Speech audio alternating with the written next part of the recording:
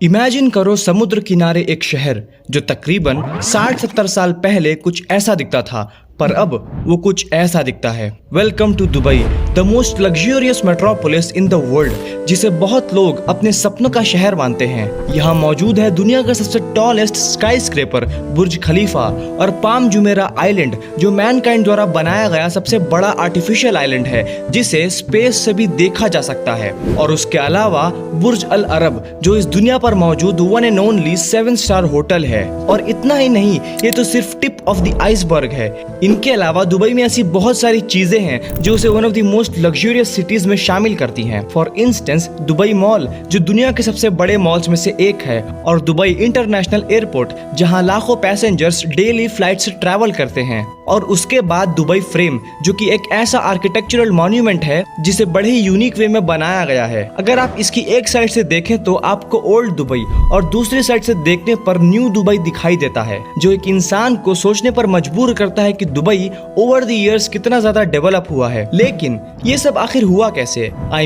आखिर कैसे दुबई एक छोटे से फिशिंग विलेज से बढ़कर एक वर्ल्ड क्लास मेट्रोपोलिस बना? इसका जवाब जानने के लिए पूरी वीडियो जरूर देखना। दुबई की स्टोरी को जानने से पहले हमें दुबई की हिस्ट्री को जानना पड़ेगा। इसके लिए हम जाएंगे 1800s में, जब दुबई एक छोटे से विलेज से ज्यादा और कुछ नहीं था, जिसके आगे समुद्र और पीछे कभी ना खत्म होने वाला रेगिस्तान था। यहाँ की जिंदगी मुश्किल थी।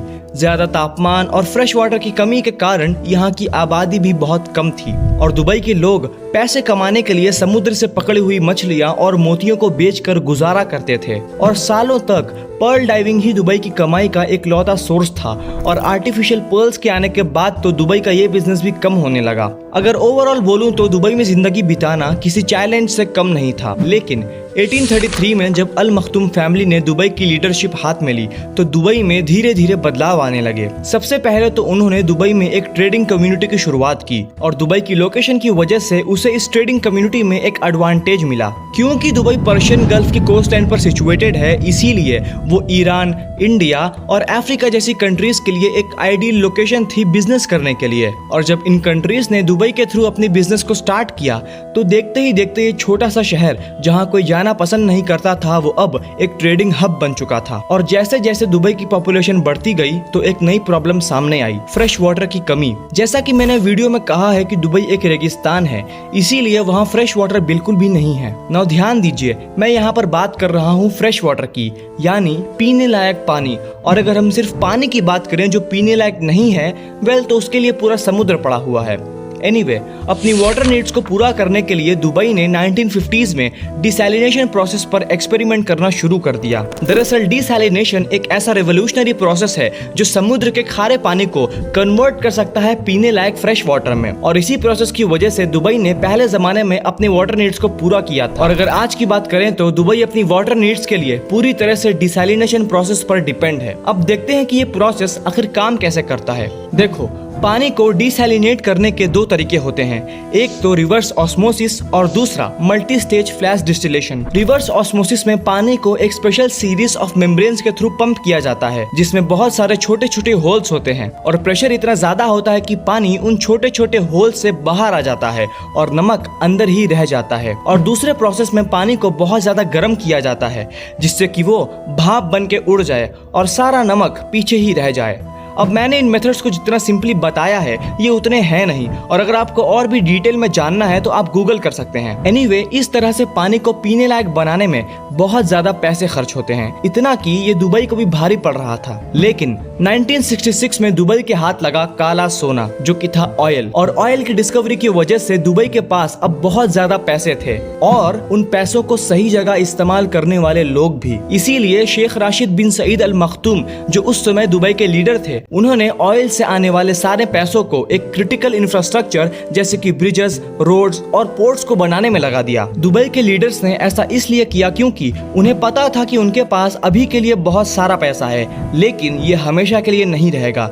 इसीलिए शेख राशिद बिन सईद अल मखतूम ने दुबई के इनकम सोर्स को सिर्फ ऑयल से हटाकर और भी ज्यादा डाइवर्सिफाई किया। और 1980s में दुबई ने एक बहुत बड़ा कदम उठाया, और उन्होंने जबेल अली फ्री जोन बनाया, जो कि मिडिल ईस्ट में मौजूद सबसे बड़ा फ्री जोन है। लेकिन ये फ्री जोन आखिर होता क्या है? देखो, फ्री जोन एक ऐसा एरिया होता है जिसमें रहते हुए अगर कोई कंपनी बिजनेस करे तो पहली बात उसे बहुत कम टैक्स देना पड़ता है या फिर कई केसेस में तो बिल्कुल भी टैक्स नहीं देना पड़ता। और दूसरी बात, यहाँ के रूल्स एंड रेगुलेशंस बहुत सिंपल होते हैं, बिल्कुल यूजर फ्रेंडली। और तीसरी और सबसे इम्पोर्टेंट बात कि फॉरेन कंट्रीज यहाँ पर 100% ओनरशिप रख सकती हैं। I mean, ऐसा हर जगह नहीं होता। कई कंट्रीज में फॉरेन कंपनीज को लोकल लोगों के साथ पार्टनरशिप करनी पड़ती है जिसमें उसे अपनी कंपनी का एक छोटा सा हिस्सा लोगों को देना पड़ता है। इसकी वजह से प्राइवेसी के इश्यूज हो सकते हैं, लेकिन थैंकफुली दुबई में ऐसा नहीं है। एनीवे, इन सब रीजंस की वजह से दुबई ने बहुत सारी कंपनीज को अपने जबेल अली फ्री जोन की तरफ अट्रैक्ट किया और देखते ही देखते दुबई एक छोटे से विलेज से बढ़कर एक वर्ल्ड क्लास बिजनेस हब बन चुका था जिसके अंदर सारी कंपनीज बिजनेस करना चाहती थी। और दुबई को फाइनेंशियली स्टेबल करने के बाद वहाँ के लीडर्स ने दुबई को अब एक ब्रांड बनाना चाहा और उन्हें पता था कि अगर उन्हें इस वर्ल्ड में स्टैंड आउट करना है तो उन्हें कुछ यूनिक और क्रिएटिव करना होगा। इसीलिए 1990s में वो लोग दुबई को एक टूरिस्ट हेवन बनाने में लग गए और उन्होंने सबसे पहले शुरुआत की बुर्ज अल अरब से, जिसके बारे में मैंने आपको पहले ही बता दिया है। और फिर क्या, इसके बाद उन्होंने एक से बढ़कर एक मेगा प्रोजेक्ट्स बनाए और अपनी सिटी को 25 साल के अंदर अंदर ऐसे से कुछ ऐसा कर दिया। और आज भी दुबई अपने आप को कॉन्स्टेंटली डेवलप करने में लगा हुआ है और अब